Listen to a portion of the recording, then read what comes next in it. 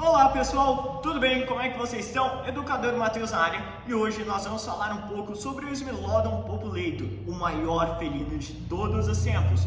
Você deve conhecer ele por outro nome, tigre dentes de sabre, que de tigre só tem o nome. Vamos entender um pouco mais sobre esse animal, como ele agia, quais eram a sua paleoecologia, como que ele... Esse animal, diferente do que a gente acha, ele não era um tigre. Ele era um animal que fazia parte de uma família muito maior chamada Machairodontini, a qual englobava Machairodus, Homotherium latidens e o gênero Smilodon, como eu disse, dividido entre 3 espécies, sendo Gracilis fatalis da América do Norte e o Smilodon populator aqui do Brasil, da América do Sul, conhecido aí por diversos fósseis encontrados principalmente no Nordeste baiano e em outras regiões aqui da América do Sul também.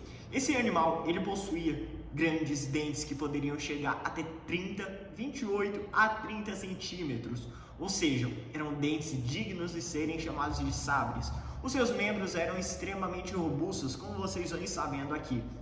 Diferente de qualquer outro felino atual, ele tinha um porte físico muito mais semelhante ao de um urso do que ao de um felino. Por quê? Suas patas traseiras eram mais baixas, enquanto as patas dianteiras eram muito maiores em relação às traseiras, fazendo com que ele fosse um animal extremamente alto na parte da frente, permitindo com que ele subjugasse as suas presas com extrema precisão, ao invés de necessitar de uma força de mordida avassaladora como a maioria dos panterinos aí, que são os maiores felinos que existem hoje, como é o caso do Panthera tigris, o tigre siberiano, o tigre de Bengala, caso dos leões, Panthera leo, atualmente o leão africano, como é o caso da Panthera onca, né, a nossa incrível jaguar, a rainha da Amazônia, a rainha do Pantanal, rainha da Mata Atlântica, a onça pintada, que atualmente é o felino com a maior força de mordida proporcional ao tamanho do corpo. Em força absoluta, o maior felino com a maior força de mordida de todos os tempos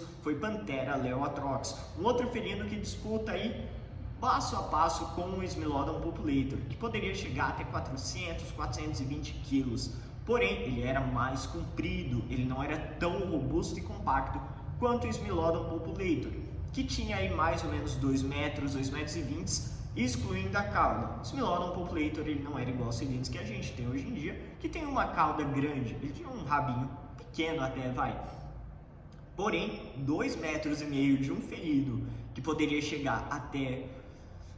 vamos lá, 1,20 m na altura da cernelha, que seria mais ou menos correspondente ao ombro do animal, é muita coisa. Então imagine que você está numa das savanas aqui do Cerrado brasileiro há 10 mil anos atrás e você ouve passos muito fortes se aproximando. Você é uma presa de um Smilodon populator.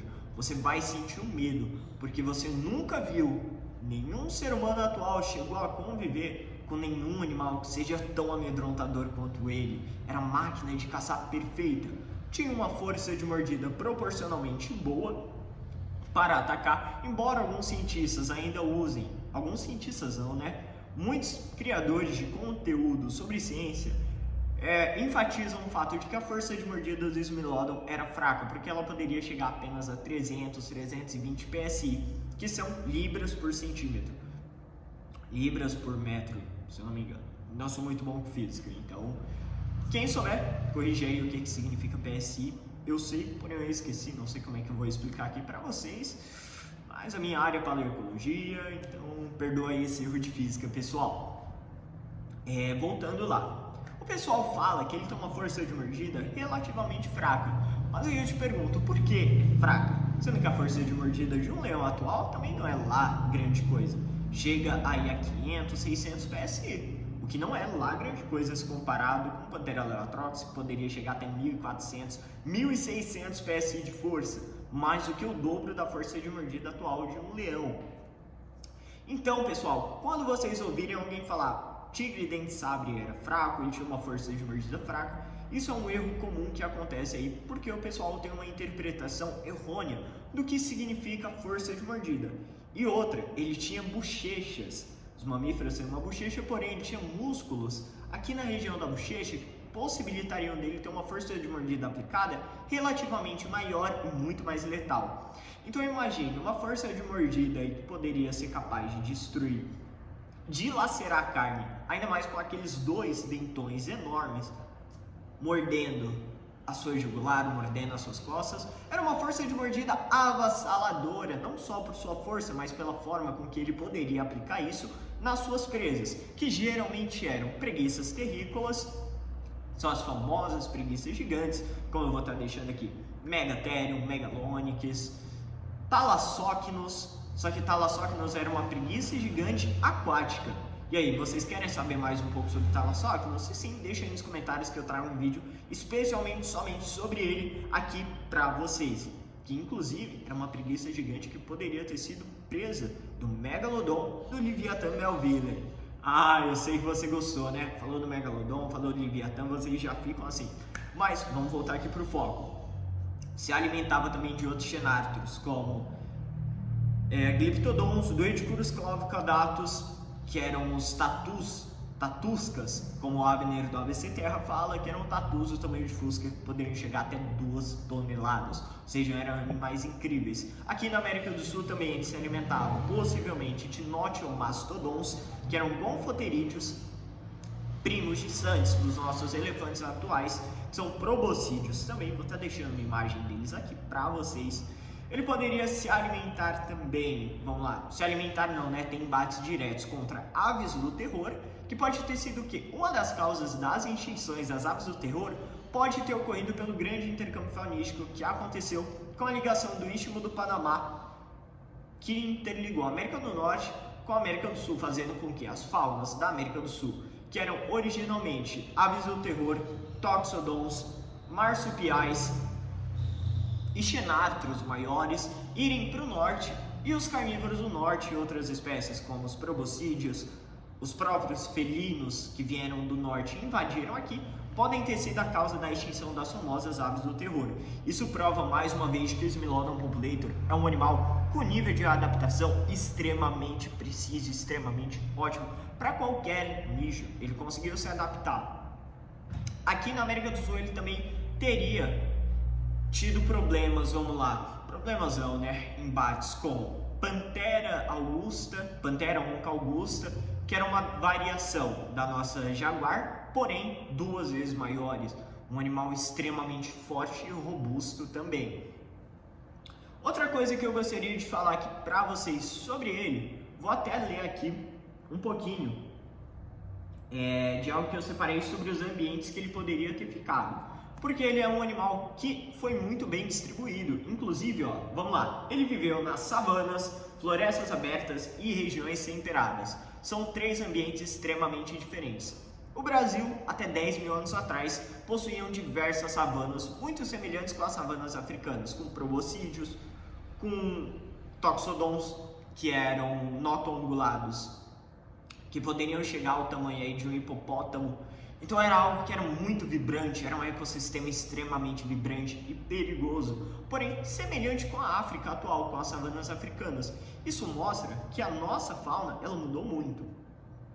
Ele também poderia viver em florestas abertas, semelhantes a regiões de cerrado, regiões temperadas. Seriam o quê? Nem tão quentes, nem tão frias no ponto, né, pessoal? Como a gente tem aí algumas regiões da América do Norte e aqui na América do Sul, mais próximo ali da Patagônia, por exemplo. E o Smilodon, ele foi um dos ícones principais aí para popularização do que é a megafauna para o senso comum. Se vocês já assistiram a famosa animação Era do Gelo, vocês conhecem o Diego, que é um Smilodon.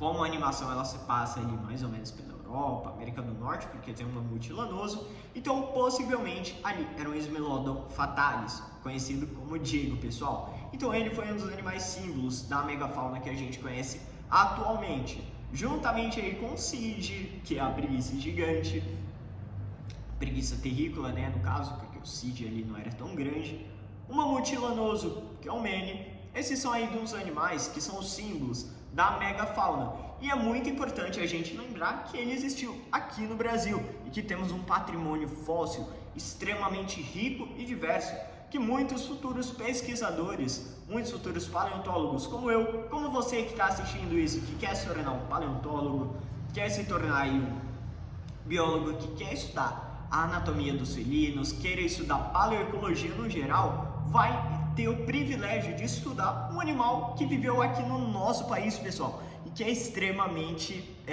popular. O seu nome Populator não vem de popular, vem de que ele era um animal extremamente bem distribuído. Populator vem aí de uma outra língua, se eu não me engano, latim ou grego. Vou deixar a etimologia corretinha ou aqui nas legendas ou então na descrição sobre como funciona o nome dele. O epíteto específico, populator, vem de população, de que ele era um animal que conseguia se alastrar sua população para muito além do que a gente esperava de um felino como ele. Outro ponto extremamente importante e curioso sobre o Smilodon é que o Smilodon já faz muita bagunça. Imagine 2, 3, 4, 5, 6, 8, sejam lá quantos forem. Os Smilodons, eles possivelmente, existem algumas teorias de que eles também poderiam ter tido hábitos sociais, ou seja, imagine um animal de 400 quilos sendo social com mais indivíduos da mesma espécie. O que eles não poderiam fazer? Poderiam abater até as maiores presas do seu ecossistema, como é o caso do megatério, que eu particularmente acredito que o único Smilodon sozinho às vezes não teria tanta capacidade de abater um. Se fosse pegar aí pelo peso médio de um Smilodon populator, que seria em torno de 340, 300 quilos aí, média, pessoal, peso máximo é uma coisa, média é outra.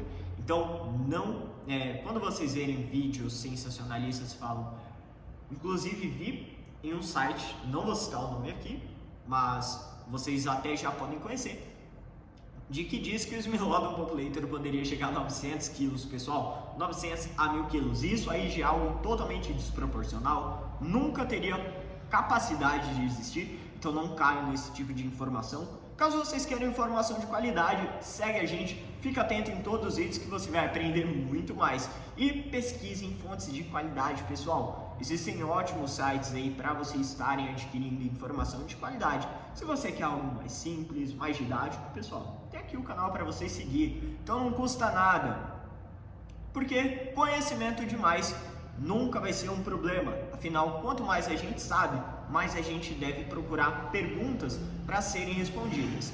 Então, esse é o meu gatilho aqui para vocês continuarem aqui ativos na nossa página, no nosso canal do YouTube, nosso TikTok. Vou estar deixando todos os links no comentário fixado.